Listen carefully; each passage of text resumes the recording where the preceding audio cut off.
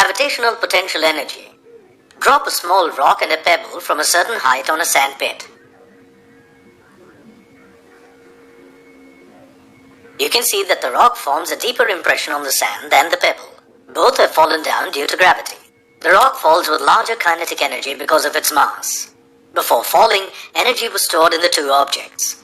This energy, due to force of gravity stored in any object due to its position, is known as gravitational potential energy. Let us see how we can calculate gravitational potential energy. Let an object of mass m be raised from a height h1 above the ground level to height h2. Work done, W12 equals force into displacement equals mg into h2 minus h1. If we assign a potential energy W of h at a point located at a height h from the ground level such that W of h equals mgh plus W0, where W0 is a constant, then W12 equals W of h2 minus W of h1. This equation shows that the work done in moving the particle from one position to another is the difference in potential energy of the object at these two initial and final positions.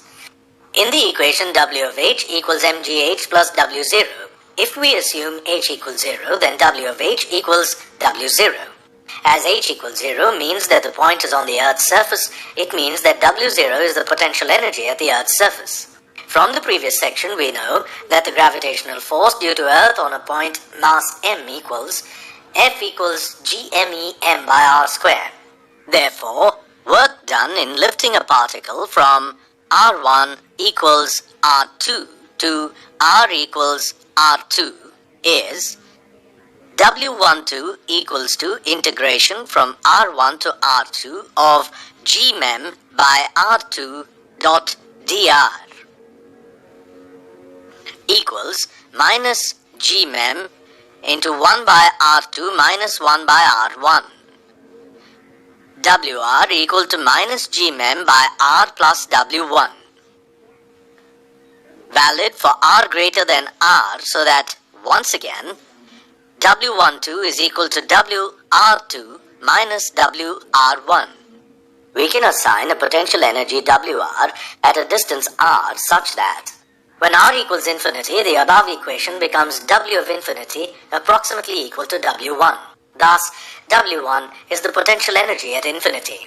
By convention, W1 is said to be equal to 0, so that potential energy of a particle at any point is the amount of work done in moving the particle from infinity to that point. Gravitational potential due to Earth's gravitational force at any point is defined as the potential energy of a particle of unit mass at that point. If there are two particles of masses m1 and m2 separated by a distance r, gravitational potential energy associated with system is given by V equals minus g m1 m2 by r, if we choose V equals 0 as r tends to infinity. We can determine the total potential energy in a system of several particles by calculating the potential energy of each pair by using the above relationship and summing the potential energies. Hence, this is an example of superposition principle.